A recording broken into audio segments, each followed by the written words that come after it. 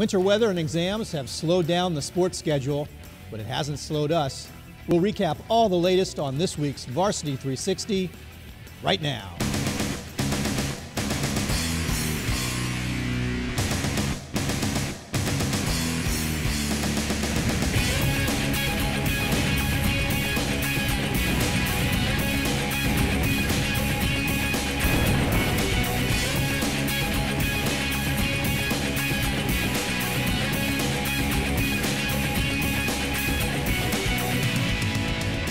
Hi there, everyone, and welcome to Varsity 360. Mark Coleman here from the Virginia Varsity Sports Network.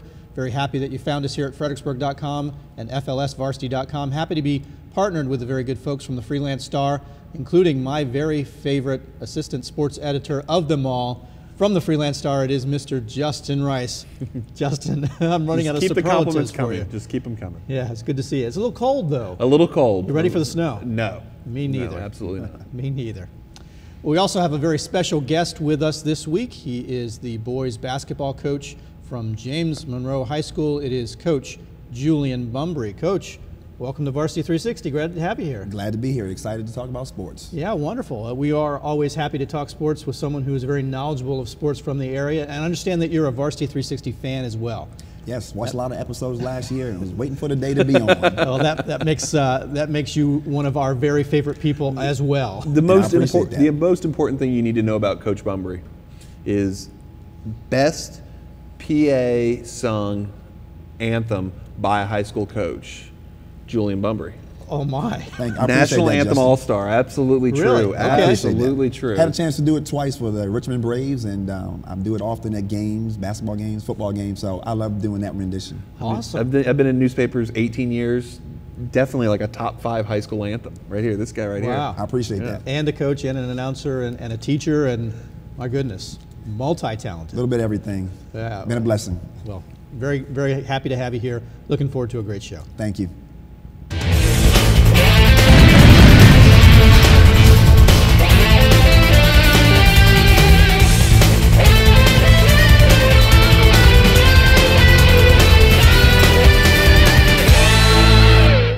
Let's take a look at boys basketball around the area and jump into the Varsity 360 top 5. Of course, there's a little bit of a light schedule, let's say, due to weather and exam schedule, so not a whole lot of games played. But we'll start with number 5 with the Cortland Cougars at 10-4 on the season. Pretty strong team. Coach, you know this team pretty well. Yes, know them very well. Good friends with the head coach, and we had a chance to play them a couple weeks ago, and we got a victory against them, which was a big for us. They're a top team, as you see right here, and we played them pretty well, jumped out to a 16-1 lead, leading by 20 going into the fourth quarter. They made a run, and we held on, so that was big for us. Well, where do you see Cortland as a team, as a turnaround team for sure, like you guys this year? Mm-hmm. What's Cortland fixed, or where have they gotten better that's allowed that to happen, you think, this year? Cortland's got a lot of size this year with Jabari Allen and transfer from Fredericksburg Christian and another big kid inside, and they play a lot of zone, mm-hmm. and they pack it in and force you to score from outside, and they bought into that, and they've had some big victories, thus the 10 wins. Yeah. So Cortland checks in at number 4 in the Varsity 360 top 5. Or number 5. Number 5, excuse me. Number 5. Let's go to number 4, though. Let's talk about the Chancellor Chargers. They are 10-2 on the season. Coach, you've seen Chancellor too, as it turns out. Seen Chancellor, our 3rd game of the year, winning by 7 going to the 4th quarter, but that time we were struggling a little bit with a little, trying to settle in things and rushing a little bit, and they came back on us and got us in the end, and we play them tomorrow if we're able to play. So another good team in Conference 22. They're going to make some noise, and good competition for us. How about Conference 22? Chancellor, Cortland, King George, Eastern View, those 4 teams all with 1 or 2 losses. That's going to be tough. Only 2 teams are coming out of there. Only 2 teams. We had a chance to play King George as well, and I've seen Eastern View. That's a tough conference. You got to, bring it every night. And as far as I see it right now, if I was a betting man, Eastern View and Chancellor, from what I've seen so far, are the top 2 teams in that conference. Yeah, Cortland with their size and their zone and their defense, they're going to be in games. That's right. And King George has talent and is definitely, I think, improved and a factor in that race, right? Yeah, good guard play from King George, and they beat us by 5 at our place. It was a good game, and they're going to make some noise too. So that conference is really tough. So each night you got to be ready to play. Yeah. Yeah, I think importantly, Mark, with Conference 5 and even Conference 27, this week, snow and such aside, those conferences are coming down to this week. This is going to be a big, big week. Between this week and the early parts of next week, those conferences are going to be decided. Agreed. And there's not a whole lot of schedule left, right? No, so it's going to have to get decided soon. And this week, certainly, barring weather and unforeseen events, this week should be telling for a number of conferences. Well, Coach, I have to ask you, so we've been through 2 of our Varsity 360 top 5, and you spent some time mentioning that JM's had a lead on both of these teams, and you probably spent more time talking about that than how the game ended up, but that's okay. So tell me about this JM squad this year. It sounds like you're pretty pleased with where you stand. You certainly should be proud of the turnaround that JM has had as well. Yeah, thank you, Mark. We have a young team this year. We only have 1 senior. I started a sophomore and 4 juniors. And it's been exciting. The guys are buying into the program. We work hard every day. They're having fun. We've pretty much gone to man-to-man, and they're buying into that. And it's been fun. We beat Cortland and Culpeper in the same week. We're very excited about where we are right now as far as where we stand in the area and in our conference. If the JM team from December 1 plays the JM team from today, the JM team from today wins, right? The team's come that far? The JM team wins handily. From that team in December, but because we've got some experience, we played the tough teams: Mountain View, Stafford, of course Culpeper, Chancellor, Cortland. We've got a tough schedule. We scrimmaged. Who did we scrimmage? I'm sorry. Richmond Schools. Yeah. George Wythe, Matoka, Armstrong, and that has tested us. We went to the University of Richmond's camp this past summer, so we feel pretty good at where we are right now. And with a young team, it can only get better. Yeah, so this season looks like some possibilities. Next year, barring any unforeseen events. This season, you guys are lined up pretty nicely, though, right? But this season's not over yet. Not over yet. We're ready to make some noise this season. Like, we're on a 4-game winning streak.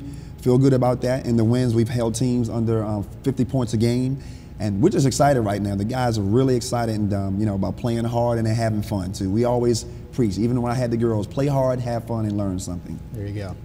Well, let's jump back into our Varsity 360 top 5, and we are at number 3. Another team that James Monroe has met this season, Culpeper. Culpeper checks in at number 3, 12-2 on the season.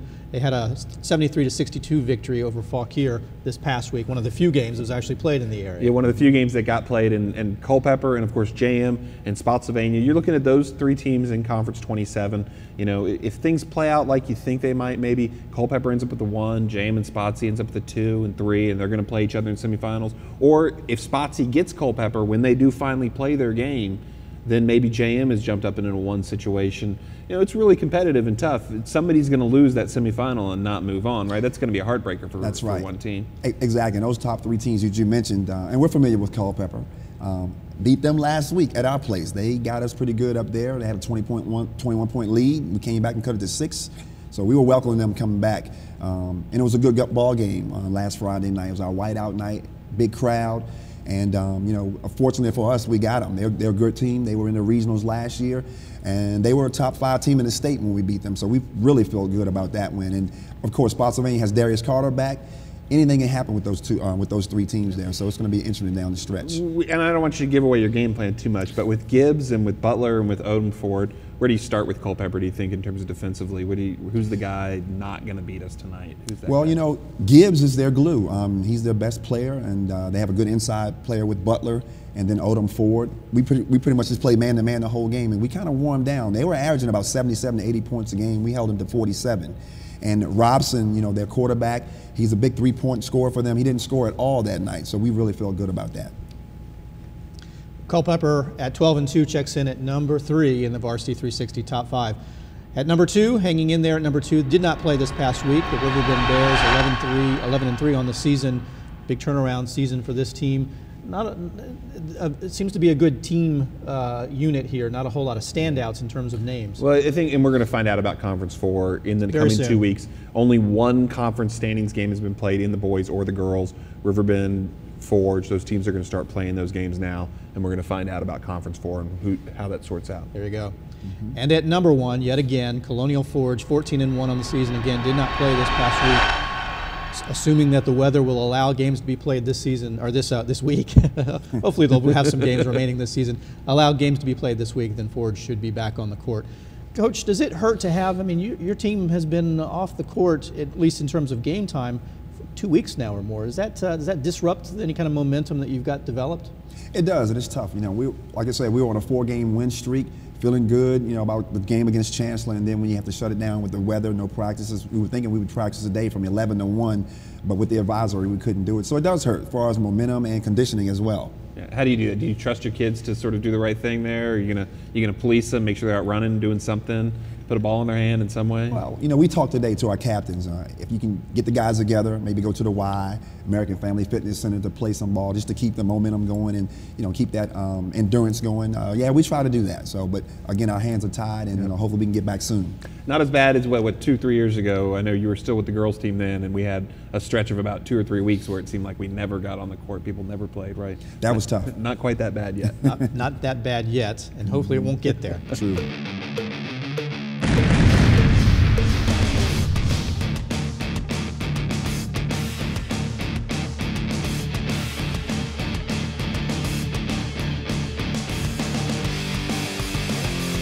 Turning our attention now to the girls basketball side and looking at the Varsity 360 top 5 there. Checking it at number 5, 8-3 on the season, we have Colonial Forge.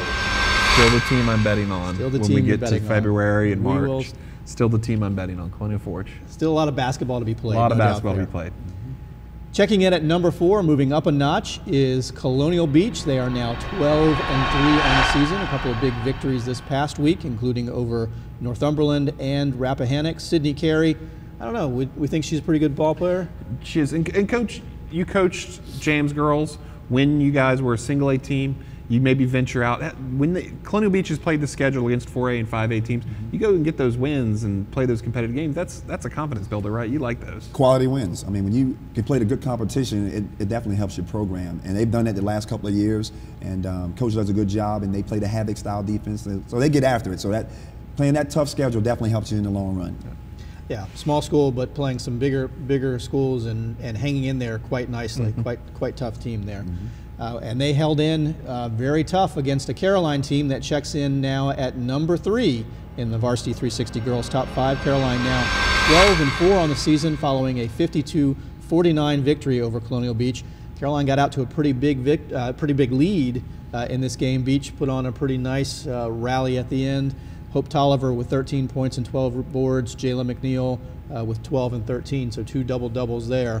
And Caroline pulls away with the victory, edging out Colonial Beach. And with Hope inside, and they've got good guard play, it's a good inside-out combo. I think it's one of the better inside-out combos. You've seen Caroline a little bit this year, right? Not a bad team. Yes, we had a doubleheader with them early in the season. And yes, those 3 girls have been together. The Jasmine Moore is the guard, and Hope Tolliver and Jayla McNeil, they've been together since they were freshmen on the varsity team. A lot of experience.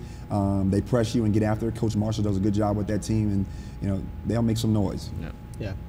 Sydney Carey, by the way, for Colonial Beach she led all scorers in that game against Caroline with 17 points. So a good week for Sydney all around, I think. Yeah.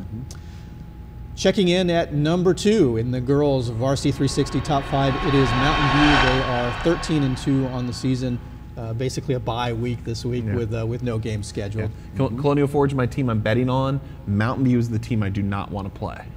Yeah, a dangerous threat, a stifling defense. Just get on you and play defense and get in your face and make you play sloppy, and and they're content to win 35-32. That's right. They want to keep the score low, and Coach Sargent does a good job with them. We were fortunate enough in the girls playing in their tournament, their tip-off tournament. It was the same thing. I think he had better athletes then, but the scores were always close. And he's a great coach. He does a good job with the talent he has, and I wouldn't want to play them either in that first round. Don't want to play that team. And number 1 in the girls basketball Varsity 360 top 5, it is Chancellor. Again, no games this week, 12-3 on the season. Some good talent on this squad. I think at this point, undisputed number 1. I think clearly the team that's one step above everybody else, just one play better, just a little more experienced and good athletes sort of all around. Yep.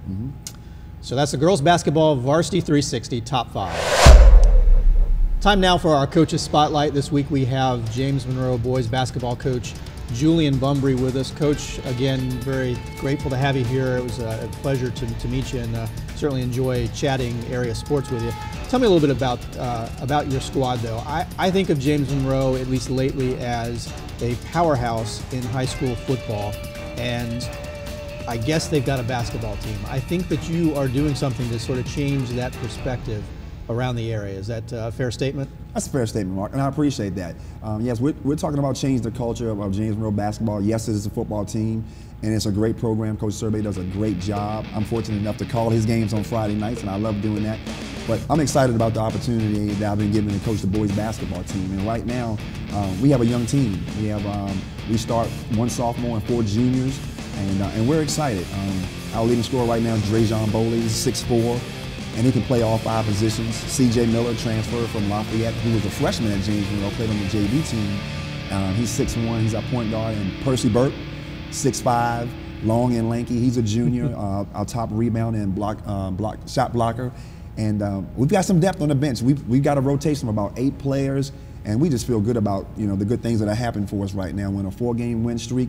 We work hard in practice every day, and the guys are excited about the possibility of the playoffs coming when we get a chance to play again. Coach, could you talk about just how much, this is sort of weird, but how much JM means to you? You're a JM guy. You love JM sports, and I know that about you. Could you talk about how much JM has meant to you in your life and your professional career and as growing up and so on, and what JM has meant for you? It's been great. I'm a former athlete, fourth sport athlete. I played baseball, which is my favorite sport, basketball, football, and track.